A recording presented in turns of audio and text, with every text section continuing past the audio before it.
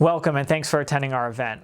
My name is Samuel Smith and I'm running to represent Mesquite, South Garland, and East Dallas in the Texas House to put principle over party and people over politics.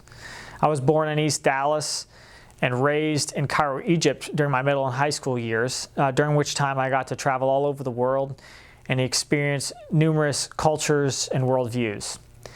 I had the opportunity to attend the United States Military Academy at West Point, graduate with a double major in civil engineering and applied mathematics, served and deployed as an Army officer, and since then I have moved back to the DFW area, worked in land development and project management, and now have started my own investment research business, and I live in Mesquite with my wife and 3 children.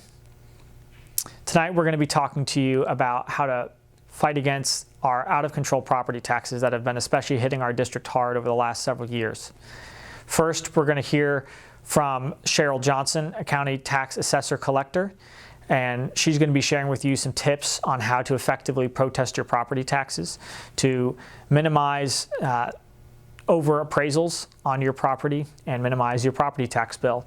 And then second, we're going to be hearing from a gentleman named Joe Palmer from a group called Eliminate Property Tax, and he's going to be introducing to you a legislative proposal that would actually enable us to fully eliminate property taxes altogether and replace it in a revenue neutral manner with a consumption tax. Now, I'm sure that may spark a lot of questions in your mind, and Cheryl's presentation may as well.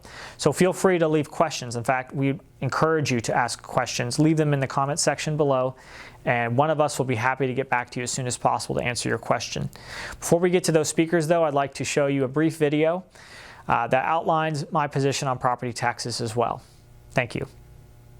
Property taxes are out of control. Dallas County Appraisal District data show that between 2013 and 2018, property taxes have surged by over 50%. In Mesquite, city property taxes have risen by a whopping 77%. And in Garland ISD, homeowners saw their property tax bill rise by 74% during those 5 years. In Highland Park and Highland Park ISD, the average property tax bill in 2018 was a whopping $23,000. This type of taxation promotes homelessness and financial hardship, unjustly oppresses the poor and middle class by forcing renters to pay a higher property tax rate since rental properties lack a homestead exemption, subjects us to an ever-increasing tax burden that is determined by unelected bureaucrats, discourages home and community improvement, and worst of all, denies us true freedom by preventing us from ever being able to actually own our own homes. My name is Samuel Smith. I am a husband and a father, a Christian, a West Point graduate and Army veteran, and a small business owner in Mesquite. I am running to represent District 107 in the Texas House of Representatives to be an unwavering voice against these immoral and oppressive property taxes. I have pledged to refuse a salary and pension while in office because I believe that politicians should not be making money while Texans are being squeezed by these oppressive property taxes.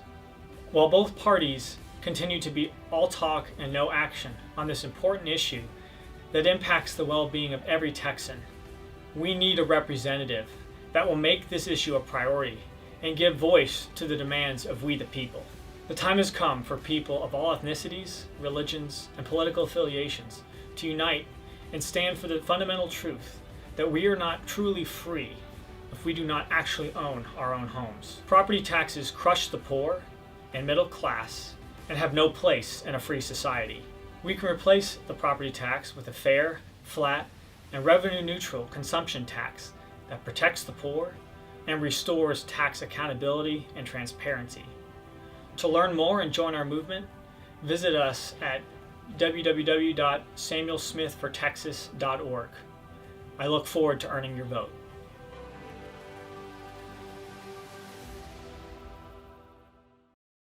I'm Cheryl Johnson. I am Galveston County Tax Assessor-Collector, and I've been teaching this class to the citizens across the state of Texas for about the last 16 years. And I'm pleased that you have taken the time to learn how to protest your property value.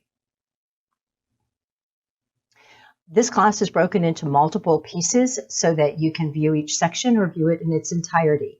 Right now, I'm going to cover the highlights of the process. Everything that I cover in this class is included in the booklet that is posted on my website at www.galcotax.com, including a spreadsheet that's created to help you work through the process. By now, you've either filed an online protest or requested a formal appraisal review board hearing via the mail. My focus today is to prepare you for that ARB hearing. I'm assuming you've downloaded or printed the protest booklet. There's a lot of information, particularly in the first page, that covers basic process that I'm not going to go into in this program. You filed an online protest and you are waiting to receive an offer in order to determine whether to go to the ARB, accept the offer, or ignore it. For my daughter, we are now analyzing that from Harris County to determine whether it's in her best interest to accept the online offer or not. You filed an online, rejected the offer, and requested a formal ARB hearing, in which case you're probably still waiting to hear when you're going to be scheduled, or you filed a formal protest in writing and you're waiting to be scheduled for the ARB. And I'm hoping that you have requested and received your documents, which would be the sales, the appraisal card, and so forth, and you'll see a sample of those coming up. I'm also assuming you have verified that the information that the CAD has on your property is accurate. That if you've received the documents, that you've researched the sales to ensure that they represent true market value and there's no unusual conditions associated with those sales. That you have tried to locate other sales and found or if you're in a subdivision, found identical properties for an unequal appraisal protest. You have gathered evidence to support your reduction, and if you're already scheduled for an ARB hearing, I'm hoping that you will take advantage of your right to a one-time reschedule in order to be fully prepared. This is the typical documents that you would receive, and this is what I received back in 2016 when I requested the formal documents. You'll have a cover letter. This is an appraisal card. You'll hear me refer to this often. The difference between this and what you'll see online is the sketch, and you are going to want to verify that all those measurements are accurate. Also is all the detailed information, including the depreciation and the condition of your property. So basically all of your information that I talk about can be found on this card. This is a neighborhood map, and this is the subject that is in the booklet, and this is actually my property. This is an aerial that Galveston provides. You'll also receive a comp sheet, and the comp sheet, they're going to take some of the houses in your neighborhood they consider most like your property. This is in fact every house in my neighborhood, and put a listing together for you. This also provides the same information on the appraisal card without the sketch, showing the condition and so forth, and that's very beneficial when you're doing your analysis. You're also going to receive an uniform and equal comp report. This is basically the ones that they then pick from that other list to be most comparable to see if I'm uniform and equal as compared to other properties. And this is the sales. This is what the sales look like from Galveston County. Amazingly, there were only 2 sales in 2016 that were used to increase my value by 42%. This is a notice of ARB hearing. So once you have asked for your formal protest, you will receive a letter similar to this. This may be delivered certified mail at your request, and that you will have to pay for the postage for that by email or through regular mail. This must be received and provided 14 days before the hearing. You must also receive all the documents 14 days before the hearing if they've not already been provided to you. This is a blow-up from that letter, and it says, if you have not had an informal conference with an appraiser and wish to do so, make arrangements to arrive early so you would have an informal conference. The online protest is typically considered the informal. Do check with your appraisal district. In Galveston, even if you've had the online, they're not counting that as an informal, and everybody is being allowed to meet informally with an appraiser before the ARB hearing. Arrive early enough to attend that. That's really important. If you do not reach an agreement with the appraiser in the informal, you will proceed to the ARB hearing. In Galveston, that's either in person or via video located within the building. Do check with your CAD on that. So what do you expect at that ARB hearing? The chairman's going to start the hearing. It will be recorded. The entire process will take no more than about 20 minutes. You want to keep your part to 5 minutes, typically as a maximum, although you will have time for questions at the end. The chair will verify that you have not spoken to any members of the panel about your property value. All the parties will be welcomed. The procedures that will be followed will be covered. And if you have any witnesses, for example, you might take a real estate appraiser with you. They're going to ask for their credentials. The chair will ask who wishes to present first. For a personal standpoint, I like to hear what the other side has to say first, so I can present my side of the story and then refute theirs. This does not mean that you will not have an opportunity to refute what the CAD says anyway, but I like to hear what they have to say first. The chair will swear everyone in once that decision is made, and you will be asked the nature of your protest. What they mean by this is, are you protesting based on market value, unequal value, or both? When you're presenting your case, you want to be clear and concise. 5 minutes is a very short time frame, so you want to practice your presentation and what you intend to say. Don't be chatty in the beginning and lose your 5 minutes. Get right to the point. I would thank the ARB for hearing you and let them know if you received an online informal or the appraiser had offered you a reduction, that they offered you, say, $10,000, but you thought it should be $20,000 for this reason. You want to be persuasive, not argumentative. The CAD has the burden of proof, so if there's any doubt, the ARB should rule in your favor, and it is not a bad idea for you to suggest, after hearing the CAD data, that they have not met their legal requirement of providing the value by preponderance of the evidence. This section of code that's referenced, 4143, is in the booklet. The ARB may ask questions and then they'll make a decision. It may reduce the value or do nothing. It can no longer increase the value, which is to your benefit. You'll receive formal notification of the ARB decision along with the information explaining your options. So those options are, if you're not happy with the ARB decision, you can request arbitration, which will require a $450 deposit at a minimum, or you may file a lawsuit in district court. If you have a lawyer in your family and you can bear the agony of a lawsuit or going through that legal process, it's very unlikely you would ever make it to court, and you will typically go to mediation, and those values tend to be far more successful, those protests, than arbitration, but you have to be prepared for that agony and potentially some expense. Arbitration is covered on page 4 of the booklet, and there is a video that I give you a link to also. I encourage you strongly to watch that. I'm now going to move into preparation for being prepared for your protest in the market value process.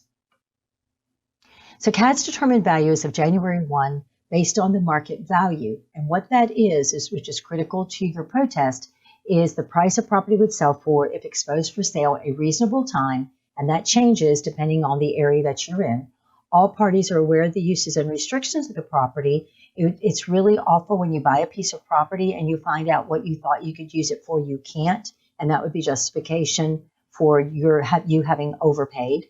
And neither is taking advantage of the other or highly motivated. So in the instance of the community I live in, we have price wars going on. Those are typically highly motivated buyers, and those sales should not be used because they do not represent market value. You're going to have to prove that. True market value only exists at one point in time on a property, and that's when it's sold under normal market conditions, when the buyer and the seller have a meeting of the minds on what the value is. Until then, it's a value range. When we're selling our properties, they're castles, and as they should be. When it comes to paying taxes, you want to be valued at the very bottom of that range, and quite frankly, if you're not comfortable with saying that you live in a dump when you protest your property values, don't count on successful appeal. You want to be willing to throw your property under the bus and let them know how awful it is. Your evidence package is going to be really important, and you're going to take this to the ARB hearing. You're going to bring 4 copies to give to them. You're going to need one for yourself. And there might be other items you add, but at a minimum, you want to put your appraisal notice in there, your appraisal card, any photographs you have at the property, photographs of needed repairs, and a summary of any bids or receipts that you have showing any expenses you had. You do not have to give them all of your bids and all of your receipts. A plat map showing the sales, listings, and foreclosures. That will be particularly important next year. And if you're taking other sales, you want to take any documentation to validate it. So perhaps if a real estate agent shared that with you, their cover email to show that it was a valid sale. And if you have it, a recent appraisal. Although it must meet the requirements that are specified in the book, the appraisal must be a USPAP approved appraisal. The first thing you're going to know is, what are they comparing you to? CADs define areas to gather sales. They're doing mass appraisal. And this area that they're defining is your neighborhood. So anytime a sale occurs within your neighborhood, those are put into the database, and a statistical analysis is done to increase your value. So they're not picking on you, but there were sales in your neighborhood which caused them to increase your value. Some properties in your neighborhood are more comparable than others, and you want to be prepared to explain why. In my particular property, I live on Clear Creek, and half of the properties in my neighborhood are on the creek and frequently flood, where the properties on the other side of the street do not. So there's benefit to explaining that to the CAD. You maybe have an area where there's a power line running through the back of the property. That would be important to point out to them. You want to be aware of the influences impact value, such as easements, or traffic, or crime, or drainage or flooding issues. In Galveston County, plat maps and neighborhood maps are available on the website and probably in your county as well. The plat map is the black and white, and the neighborhood map is the color one. In the neighborhood map in this instance, I can only be compared to properties in that pink or purple area. The ARB chairman will ask, what's the nature of your protest? What does that mean? Are you protesting because of incorrect market value, meaning the CAD had bad data or comps? There's repairs or renovations that are needed to bring your property up to market standards, and we'll talk about that in a minute. Or are you protesting for unequal appraisal, or are you protesting for both? If you say both, you must prove both. If you're protesting for market value, you're going to focus on three types of depreciation. Physical is wear and tear on the property. So anything that's wrong, if you have a foundation problem, you want to bring photographs of that and an estimate of the repair. Economic is when you're in an area where there's a lot of foreclosures or excessive properties for sale.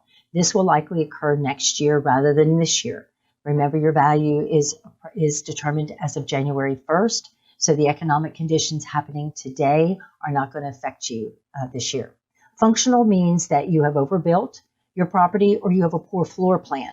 You want to determine the cost to cure that. For example, if you added on a room to your house and you now have to go from one room through it to the addition that you've done, that is a functional floor plan deficiency, and the cost to cure that would be what would it cost you to add a hallway and doors to access both different rooms. If repairs are needed, you want to include photos and repair estimates.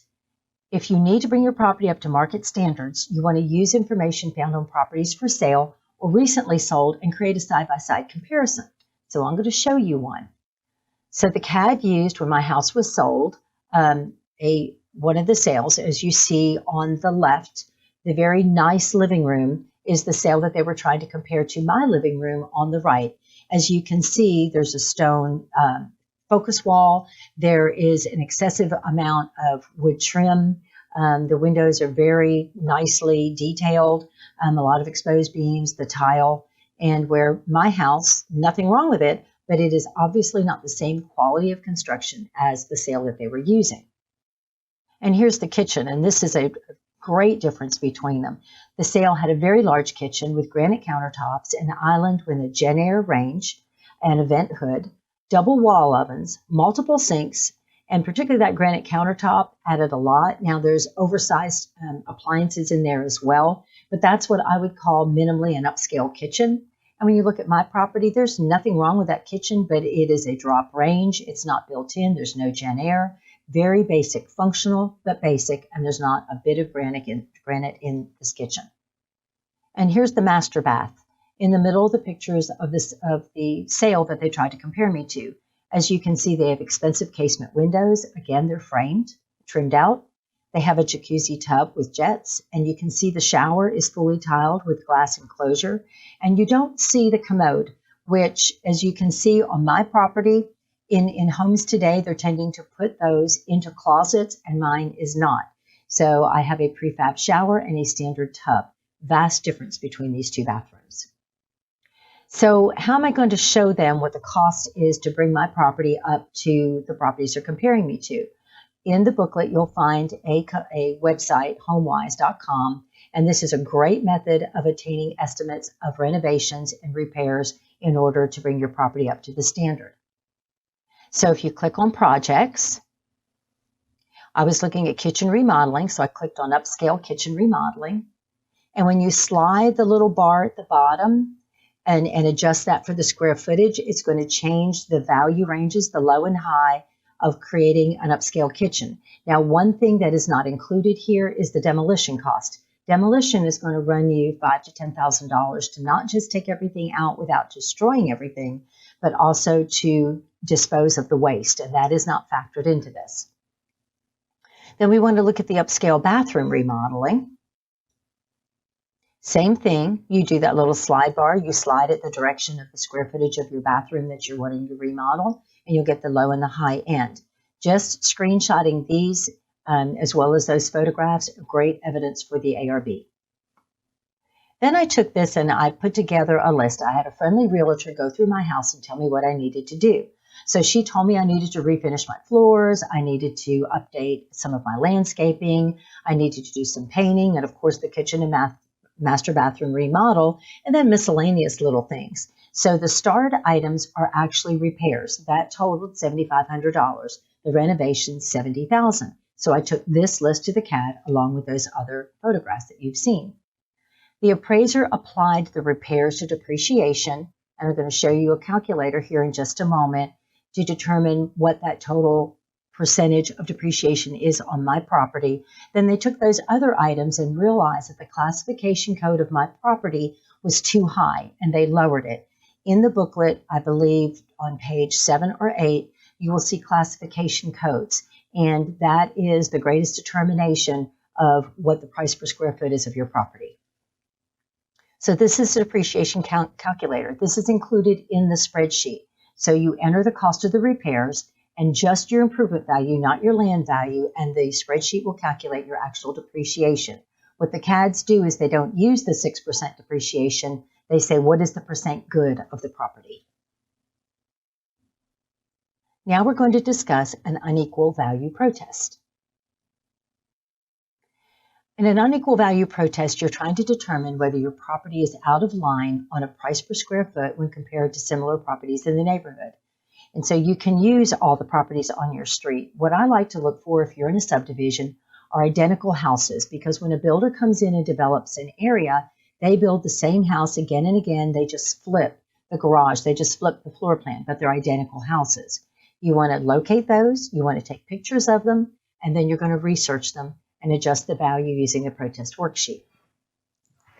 This is a neighborhood that I use. All of those colors are a subdivision called the Forest of Friendswood. Now, I did not need to stick to my specific neighborhood. I could go anywhere in the subdivision, although there might be some adjustments I have to make for age. But the goal was to find identical houses. So I've decided to pick this 409 Meadow Run, where the star is determine whether that one is overvalued. And as you can see in looking at these, they might be flipped. The Meadow Court and the Meadow Bend properties are flipped. They're just the opposite, but they're the identical house. Different color brick, different landscaping, but that is it. But you can see there's somewhat of a range in value here. So is my house $384,000? Is it $381,000, or is it closer to the $390,000? So I went to the CAD website, which I'm going to show you Galveston in just a moment, and I listed the differences in the property. The 302 Meadow Court has a pool, it has a smaller garage, and a similar lot size. 305 Meadow Court has a large pool, an identical breezeway, a somewhat smaller garage, but it has a much larger lot. 401 Meadow Bend has a pool and a smaller garage and a very similar but smaller lot. So using the protest worksheet, and the instructions are in the spreadsheet in the middle of the booklet as well as in the spreadsheet, but you're going to take that information and you're going to enter it into the worksheet. All of the information used in this example of improvements listing, the improvements listing is both in the book and in the spreadsheet, was obtained in less than 10 minutes online. So although it looks like a great deal of work, it was not that hard. I simply looked up each one of these properties and then pulled all that information from the Galveston appraisal website. Your appraisal district has the same information. So this is the home page. And when you click on those different bars, the values, the improvement building, and the land, all the details of the property come up. So the information from the CAD website, property page at the right, was used to complete the improvements listing. So there's the improvements value. There's the main area square footage and the improvement value. There's the lot square footage and the value of the lot. The classification code, which I talked about earlier, and you can see all of these are exactly the same. The effective age or the year built. And then the other improvements, all the detail. Now, the other properties had a secondary improvement. One of them had a third improvement. So you would just click on other improvements to find the other improvements. Each one of these sections includes the improvements specific to those things that are showing. So I took all the information from the improvements listing and entered it into the protest worksheet. That's in the spreadsheet in a tab called Spreadsheet for You. And as you enter the information into the white cells, the gray cells will calculate. For an unequal protest, I did not, because these were the same classification, I determined that quality did not need to be adjusted. So I did delete those formulas, and you would want to do that so that you don't end up with the comparables being adjusted to yours. However, when you look at this listing on the price per square foot of the main area, you can see that the subject property is a little bit higher per square foot. This might be enough for the ARB to lower your value to one of the more reasonable values. In this instance, then, when you're comparing it, all the calculations are going to perform. And so the gray cells are calculating, and then you're going to end up with an adjusted value. I always put the high end in that indicated value range, put the high one, and then I analyze what properties are most like mine. The pink cells, I highlighted those to show where the differences are. And when I looked at the overall value change, it appeared as though property number 2, that only required $80 worth of adjustments, was most like mine. So that was the one that I focused on. Now, obviously, at $381,000 compared to my $384,000, my value is somewhat overpriced. Now, next year, with the few number of people that protest, you might have a much stronger unequal value, or all the people that don't protest this year are going to have a very strong unequal protest. And I've already gone through showing the pink cells in this example, showing the differences. So spend some time looking at this. At the bottom of that spreadsheet are the formulas of what's actually happening, so you can see what's occurring. The improvements listing is a tool. You're not going to want to necessarily give that to the appraisal district. You want to have it handy. It's a great tool to evaluate the differences when you're sitting down with the CAD and the ARB. And it also gives you a better picture into your property. The protest worksheet was built from that improvements worksheet. I just hid those rows that I did not need. And so same thing, I started with 11 sales. This was not the same sample that you just looked at. But in the comparable of my property, I had 11 different properties that I used, and I decided which ones had the most common elements to my property, and I highlighted those in yellow in order to determine what of the 11 to use. Only the properties considered to be comparable were included in the plat map and were used in the improvements listing that I include in the packet along with that analysis.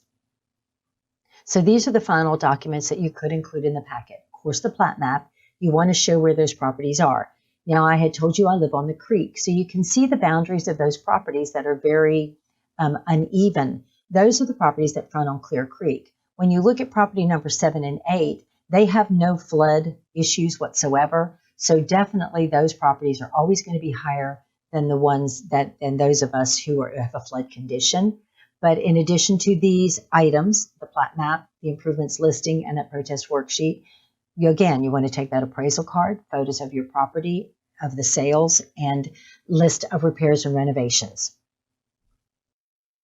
Now, in the analysis that's in the book in the middle of that book, these were all the properties. So this shows why I did not use the ones that were not included. So I would take this as a tool to the CAD in order, if they say, well, what about the neighbor beside you, which is number 2? Well, that property required $317,000 worth of adjustment. And each one of these other ones required too many adjustments. Now, if you unhide the cells in the spreadsheet, you'll see the details on these, and then you can logically see why I did not use these. Now I'm going to discuss what to do if you're not happy with the ARB when they make your determination. So your options, if you're not happy with the ARB decision, is to file for arbitration or to file a lawsuit. Lawsuits rarely go to court but it could be costly. Now, if you're lucky enough to have a lawyer in the family or you are a lawyer, this is a good option. You just pay the court costs, which could be less than the cost of arbitration. You're going to end up in mediation. So you will rarely go to court because the CAD's not going to want to spend that money and they will settle with you. Arbitration costs are on a sliding scale based on the value, and they start at $450.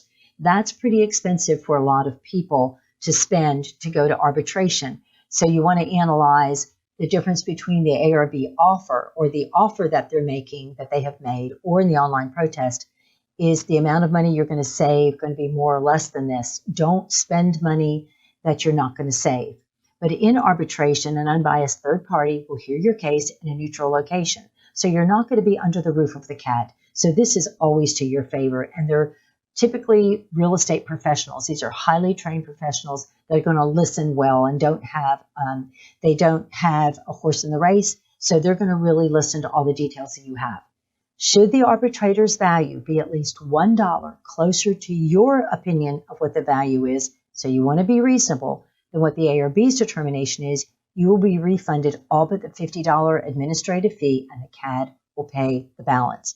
Definitely read the information in the handout on the ARBs. About the only thing good that I can say about going to the ARB, going to arbitration, and going to a court of law is these formal processes will prevent your property from increasing next year without clear and convincing evidence in the possession of the CAD. So it's not likely that you'll have to go through this next year. The Comptroller's website has a great resource, Beginning Arbitration for Beginners.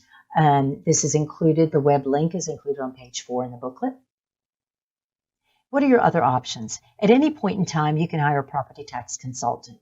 And you might want to do that if you're going to the ARB and you are uncomfortable with that.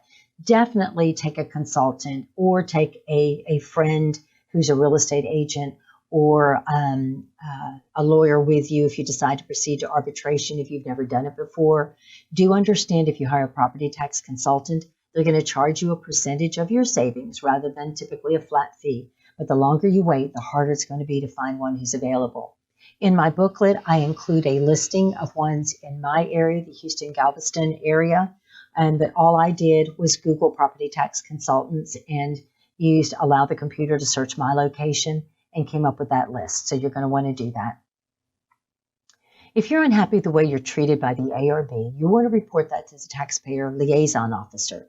This is a position that was created by statute to resolve customer disputes. Now, they're not going to necessarily get into value. They're more concerned with process. But any complaints that are received by them are reported to the CAD board. The ARB members can be removed by the CAD board or the state district administrative judge who appoints them for bias or misbehavior. And so it will be important if you have a problem with the ARB, if they were extraordinarily biased, if they were rude to you, to report them. We want those people removed. After the ARB hearing, you will be asked to complete an ARB survey. Please do this. Without you completing this survey, the legislature has no idea what your opinion is of this process. And I will tell you the questions are very biased to be in the favor of the ARB. So be very brutally honest if you felt like you were rushed, if you felt like the odds were stacked against you, if you did not like that it was held in the CAD offices. That is important information to make sure the legislature sees. They only see this report once a year. If you have a concern regarding the CAD or an employee, you want to report it immediately to the chief appraiser or the deputy chief appraiser. You, after all, pay their salaries, and it's not appropriate for you to be treated badly. You want to write a letter or an email to the taxpayer liaison with a copy to the board chairman and the chief appraiser, and include your local elected officials to ensure that it gets the proper respect and attention. Mark Twain said the only difference between a taxman and a taxidermist is the taxidermist leaves the skin.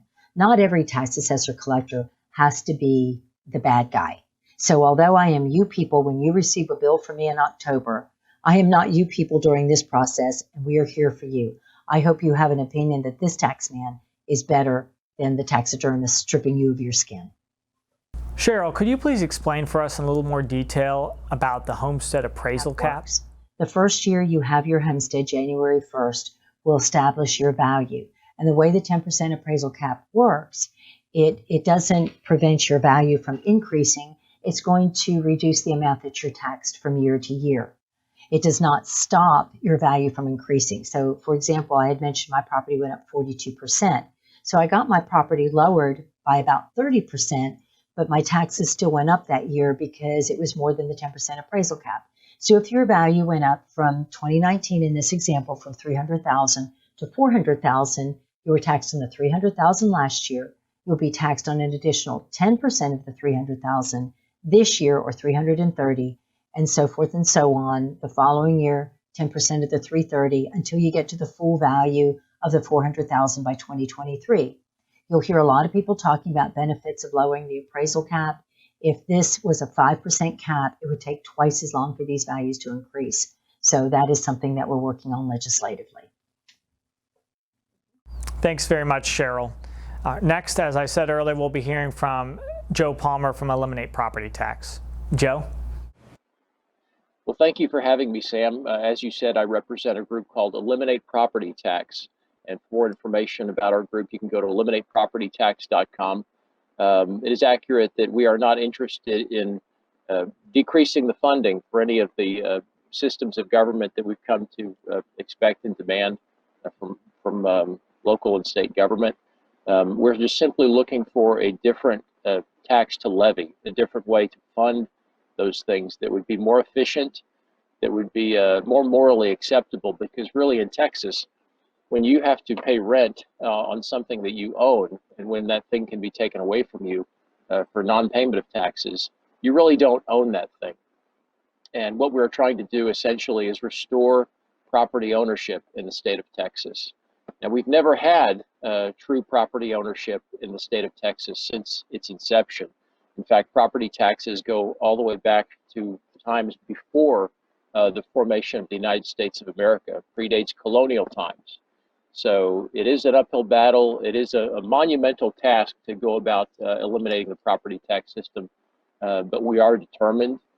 And with your help and with the help of other candidates for office, as well as currently elected state officials, and as well as with the help of delegates to the most recent Republican state convention and the upcoming state convention, we're going to try to eliminate property taxes in our lifetime. And we think it's possible.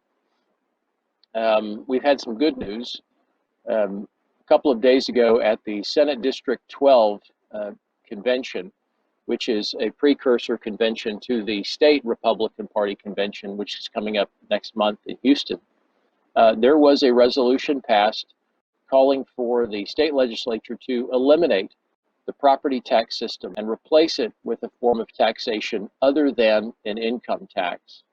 And so what that leaves, most realistically, is the consumption, which is basically the existing sales tax, but a broader application to include things that are not currently taxed, for example, services.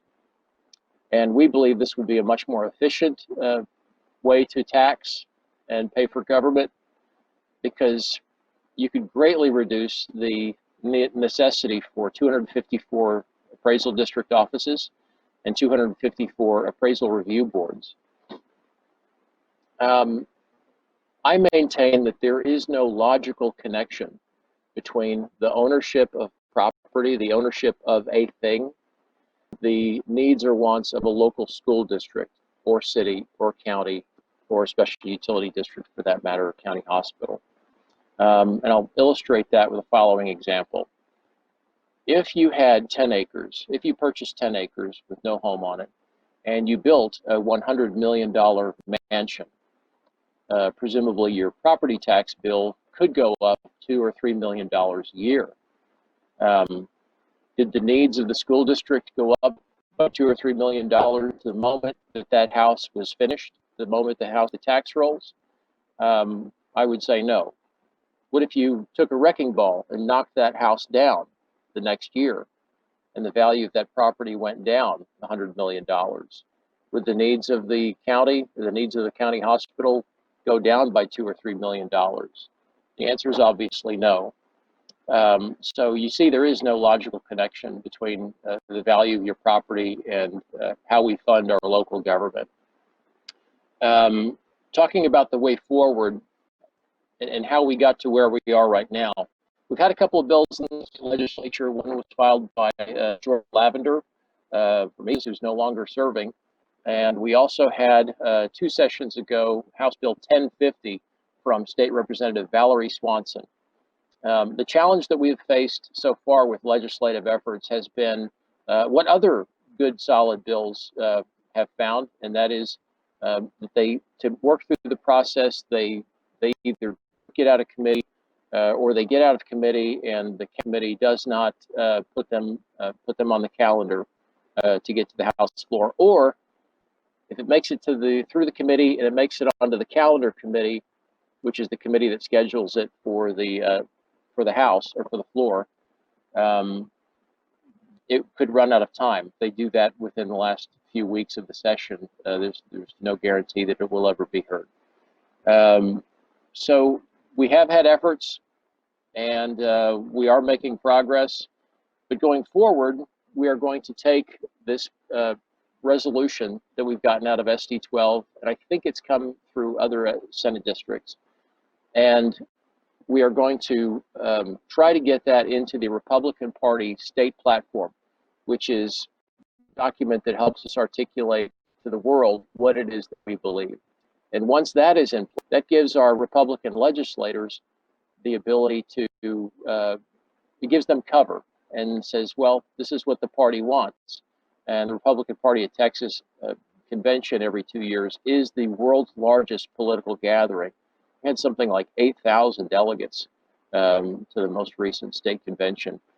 So 90% of those delegates agreed that we need to eliminate tax forever and restore home ownership, restore property ownership in Texas. If not Texas, where should that happen? We really have the opportunity to lead on this issue.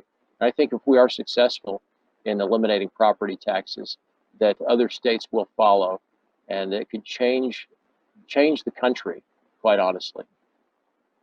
Thanks very much for that, Joe. And thanks very much, everyone, for attending tonight. Like I said earlier, we have a huge problem with property taxes in our district. And so if you want to see something done about this and you were encouraged by what you heard tonight, and you live in District 107 or know someone who lives there, I'm your candidate. And with that, I ask for your support on November 3rd. I also ask for those, whether you live in this district or not, to get involved, find a way that you can help make a difference for all of us here in Texas so that we can eventually move towards a point where we can actually own our own homes. Thank you very much. God bless.